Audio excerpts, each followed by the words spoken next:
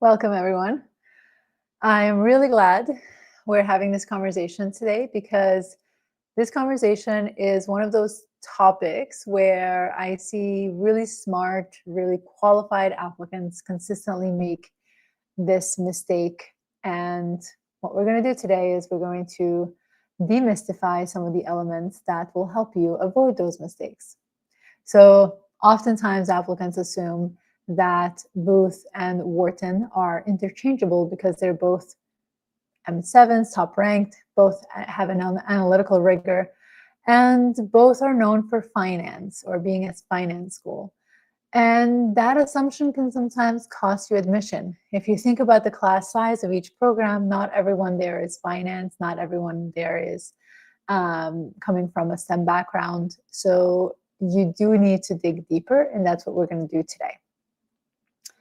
So today we're going to dig into what each school actually values, who thrives in each environment, and how you need to think about your application differently for each of the programs. We're not necessarily focusing here on rank. I know a lot of you start with rank, and that's fine. But what we're going to do is really look at fit. And if you follow us on YouTube, if you will know, but if you don't follow us on YouTube, please follow us. You'll hear me say time and time again that strong applicants get admitted to some schools and not others because they were able to demonstrate fit for the schools they were admitted to and not so much for the schools they were rejected by. So we're going to spend about 20 minutes going through this, going through these nuances, and then we're going to open up for questions because I'm sure you have a few of them. So that sounds good. Let's get started. I see this time and time again. Someone comes to me after getting ding from Booth, Wharton, or both. And when I read their application, I can immediately see the problem. The essays are very generic. They could literally be swapped. We can swap the names and the same application, and it essentially would read the same. It could be the same application. It could be applied for each of the schools. And I get why this happens. You are looking at US News and World Report. You're looking at employment reports. You are thinking, okay, both schools are M7s, both send people to McKinsey and Goldman, both have strong quant programs. They must have the same things, essentially. They must be looking for the same things. That is the wrong way of thinking. And this is where a lot of applicants get this wrong. The truth is that both Booth and Wharton are selecting for fundamentally different qualities in their candidates. And that is the main reason a lot of applicants get dinged by one or both of the programs. So your job is, yes, impressive because that's table stakes. These are M7 programs. But beyond that, it's being able to showcase that you are the right fit for the schools you are applying to. So let's talk through a few myths that are actively hurting applicants. The first myth is that they're both finance schools. Yes, both send a lot of people into finance, but that's like saying Harvard and Yale both send a lot of people to law school. So they must be the same. The way each school approaches finance is entirely different if that's the area that you're looking for. Booth approaches it through an academic, research-driven, first principles lens, and Wharton approaches it through a leadership at scale, market-moving lens. Those are not the same things. Myth number 2, Wharton is more prestigious. Yes, I know it's part of what's been dubbed as the Holy Trinity, and I'm not going to really pretend that Wharton doesn't have an incredible brand recognition, in the US and internationally. But if you're choosing a school based on prestige or perceived prestige rather than actual fit, you're making a huge strategic mistake in your applications. Booth has just as much influence in certain circles, and frankly, admission committees can absolutely smell the candidates who are prestige chasers a mile away, because the way you talk about why you want to go to these schools is going to make it entirely evident that what you're looking for or how you're approaching your application. Myth number 3, they want the same type of candidate. This is the biggest problem. Booth wants intellectually curious thinkers who challenge frameworks, and Wharton wants leaders who operate at scale and move systems. Those are fundamentally different selection criteria, and if you don't understand that, you are going to approach your application in the wrong way, which will have negative results in the outcomes whenever you choose to apply. So let's go through each school separately. What does Booth want? Booth wants people who are intellectually restless. They want people who, when presented with a framework or a model, their first instinct is to poke at it, figure out where it breaks down. The culture at Booth is deeply debate-driven. It's not necessarily hierarchical, and there's this constant questioning of assumptions. So I had a client last year, a consultant, who was deciding between Booth and Wharton. She told me about this moment at her firm where everyone was using a particular financial model, and she realized it didn't account for a specific risk factor that they needed to account for in that particular project. So she rebuilt the model, or she integrated the risk factor into the model and presented it to the partners and changed how they approached that particular project entirely because of that. That's Booth. The story got her into Booth because it demonstrated intellectual courage and first principles thinking that Booth looks for.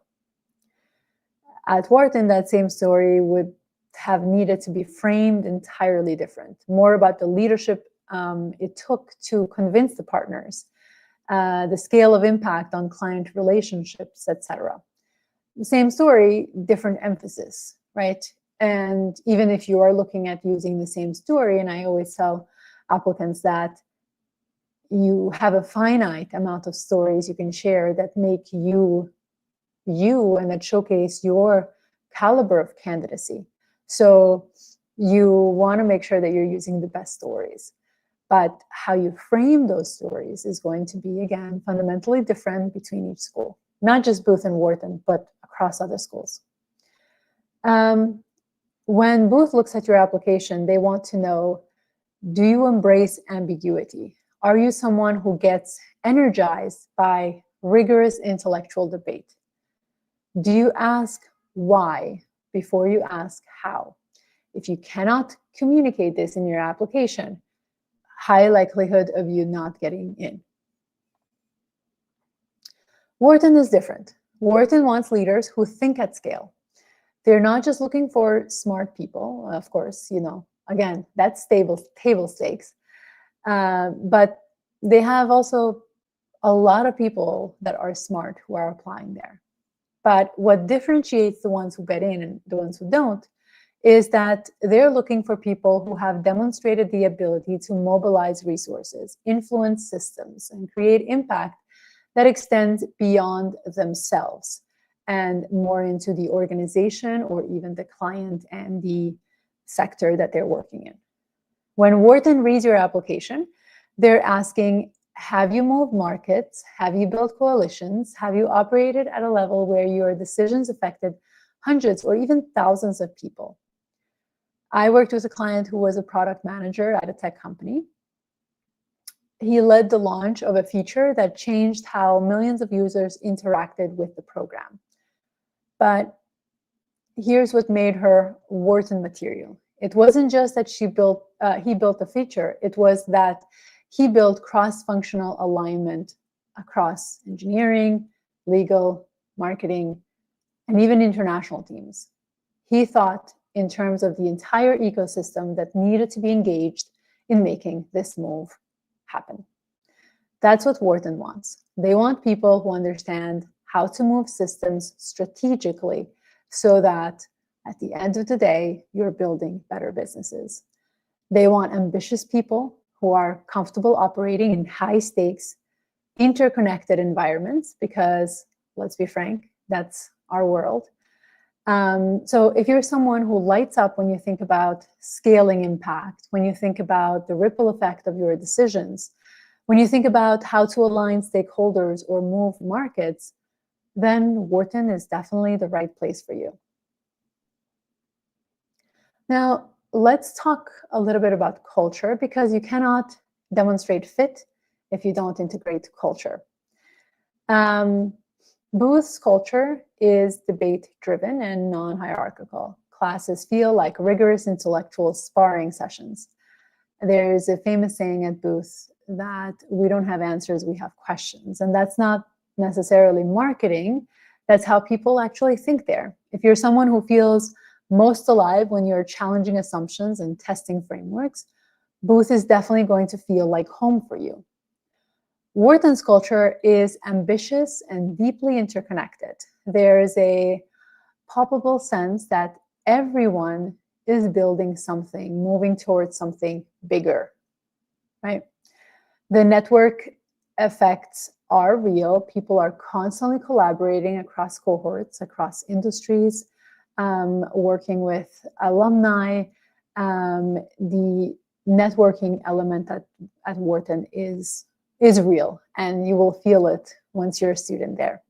So if you are someone who thrives in high energy, high ambitious environments where you're constantly connecting dots between people and opportunities, Wharton is really going to feel like the right energy for you. But here's a question that I want you to ask yourself as you're making decisions where to apply. Because let's face it, you should not be applying to 10 schools. You should be applying to 5 or 6.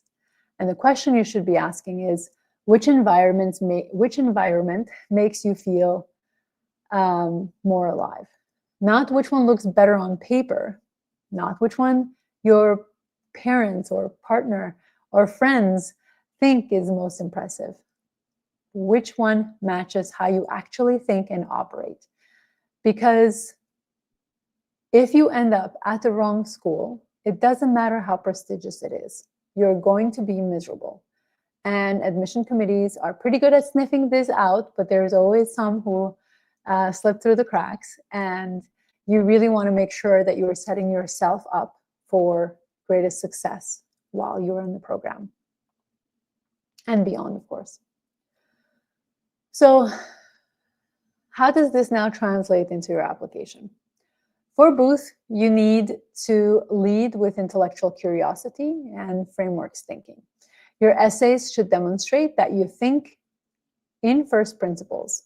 When you talk about challenges or failures, Booth wants to know, what did you learn? What assumptions did you question? How did you think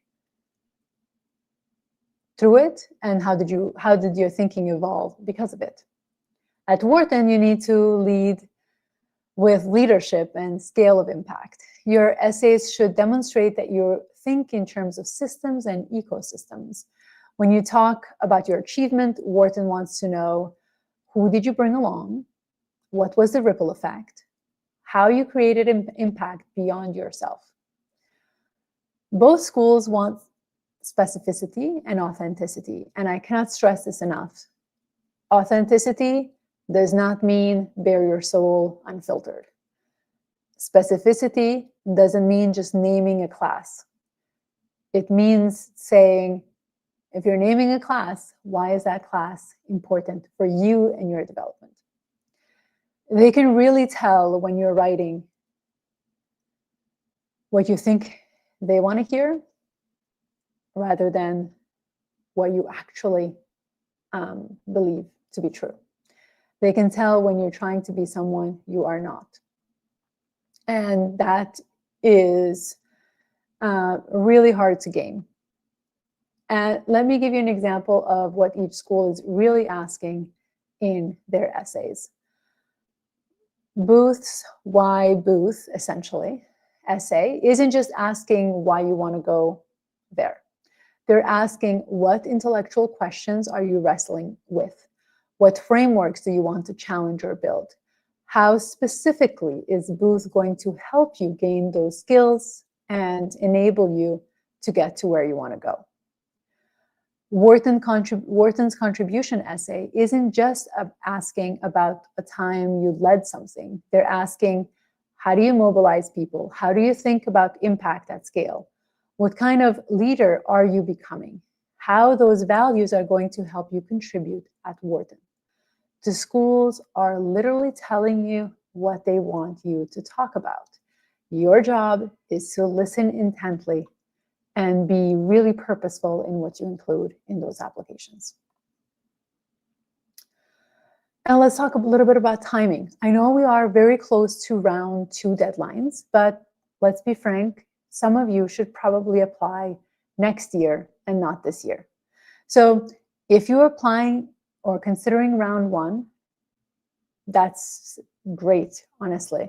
It gives you time to really develop your profile, strengthen it, and put together a really strong application. Round 1 applicants typically are for those who have clear, differentiated narratives and know which school is the right fit. Round 1 tends to be less competitive in terms of raw volume, and it shows you're organized and decisive. Also, round 1 is ideal for those individuals who are applying to coveted post-MBA or who have coveted post-MBA goals. So think private equity, venture capital. These are, there's a limited number of students that each school accepts within those post-MBA goal category. And typically those come in the early phases. That's not to say that in round 2 you can't go there, but the seat and the opportunities are fewer. Round 2 still be strong, so don't worry, you can still get in. But what matters more than the round is whether your application is distinctive. A distinctive round 2 application beats a generic round 1 every single time. And I also can't stress enough how important this mindset shift is. I know you are, the part of a new generation that can't wait, but waiting 3 months is far better than waiting an entire year if you don't get in.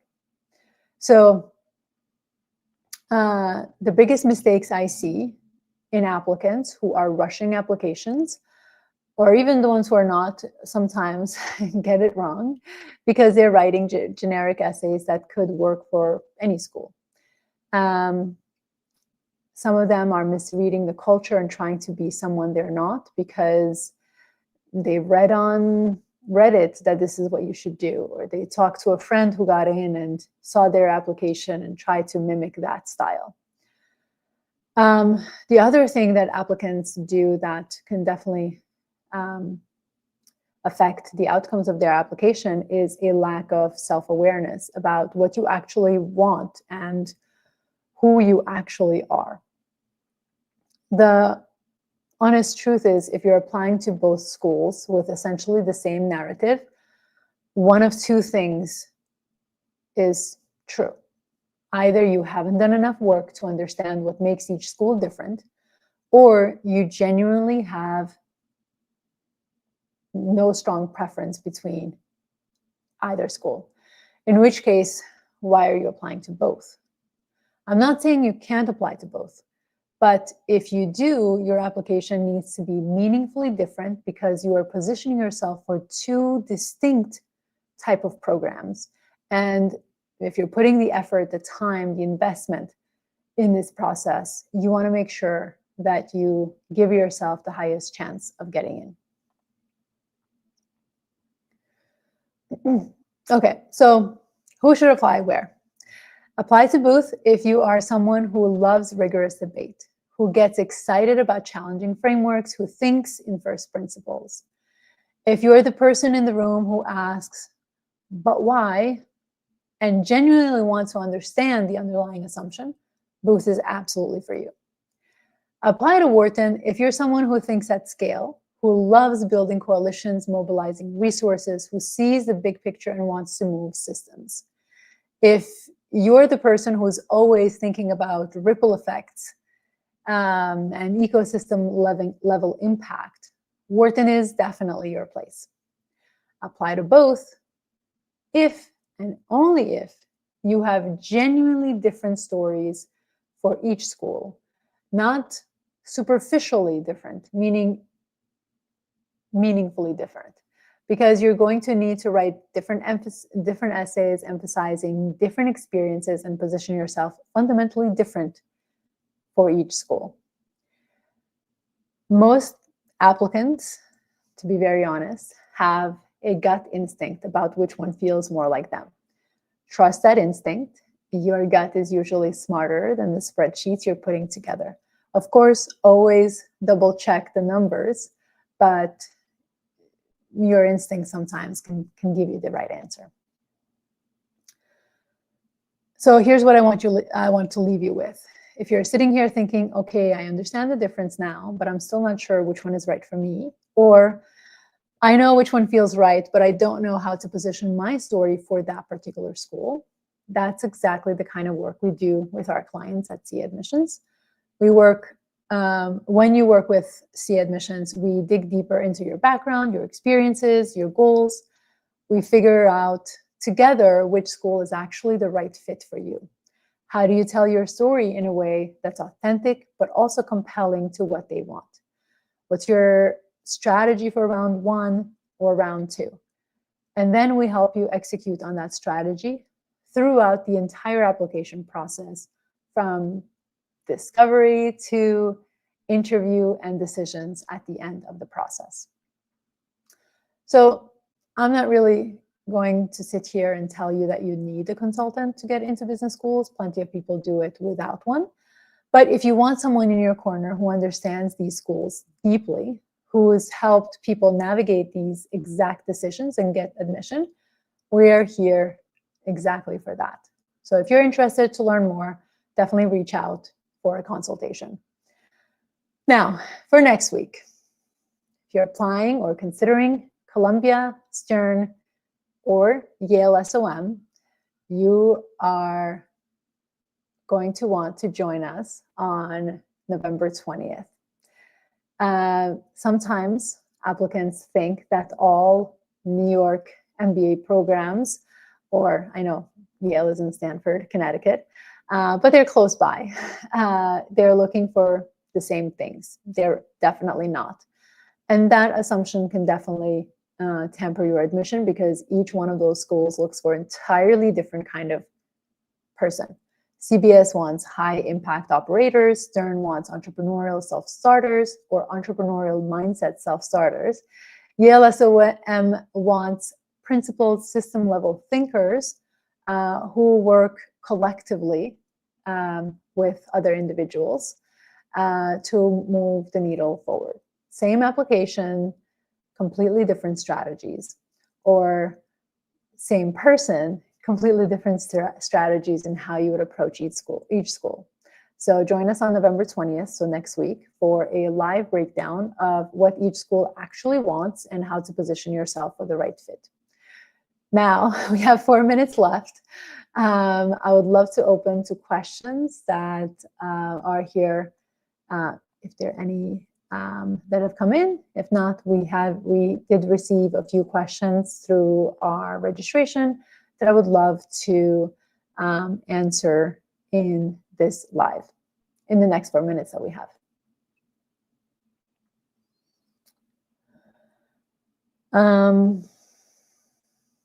So I want to essentially assess my readiness for both and Wharton. How do I know how my experiences and profile fit for both schools? I would suggest that you reach out with a profile evaluation. You answer a few questions in a profile evaluation request. I would suggest that you include your resume so I get a sense of what experiences you're coming with. And then I would be writing essentially a profile evaluation in terms of how you compare for each of these schools. But with a resume, it really helps me get a sense of where you actually stand as opposed to where you think you stand. Because we will ask you questions that you may think that you are underrepresented, but in fact you are overrepresented, and vice versa.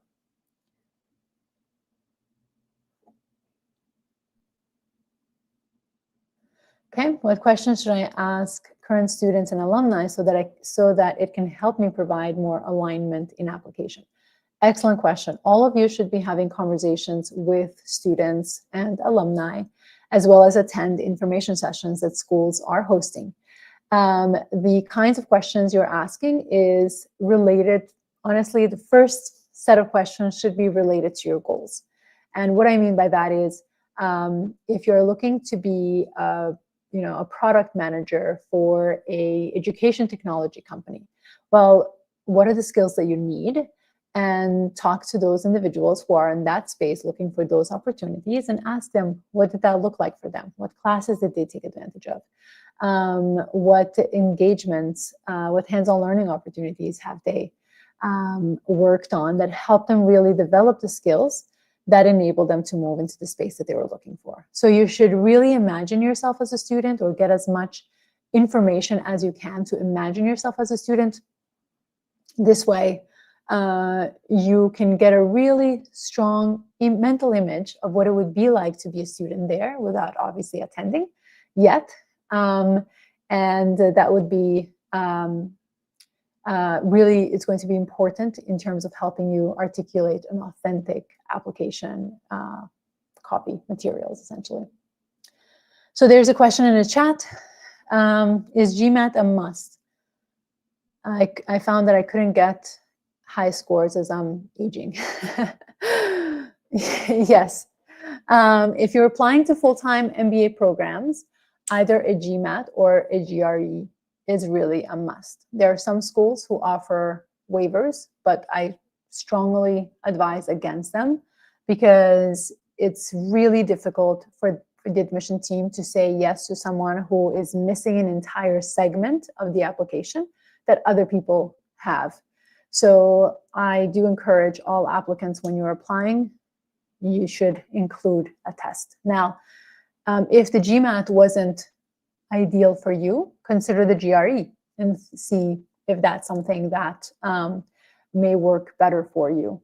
I know these are sort of technical things that the school is looking for, but if you want to be, in the club, essentially, you got to play by the club's rules. So work with a tutor. They can help you make sure that you get the score that you need. You take it multiple times, that's totally okay. The schools actually see that as a positive element of your application, given that you have the ambition and the perseverance to continue to study for a test that is really challenging to begin with. But that's really the sort of like, everyone goes to different schools. The GMAT and the GRE are same across the board, whether you're an international or a domestic candidate. And they want to have sort of, as much as possible, sort of an equal playing field for everyone. Recognizing that there's obviously elements that would impede someone from getting a high test score, and that's part of the evaluation criteria, but they do definitely want to see you have a test score. All right, well, that's it for today. I will see you guys next week. If you're applying to CBS, NYU Stern, or Yale, or know someone who is, please share the event description with them. And hopefully, a lot of you can learn from these components as you put together your application. Thank you again, and I'll see you next week.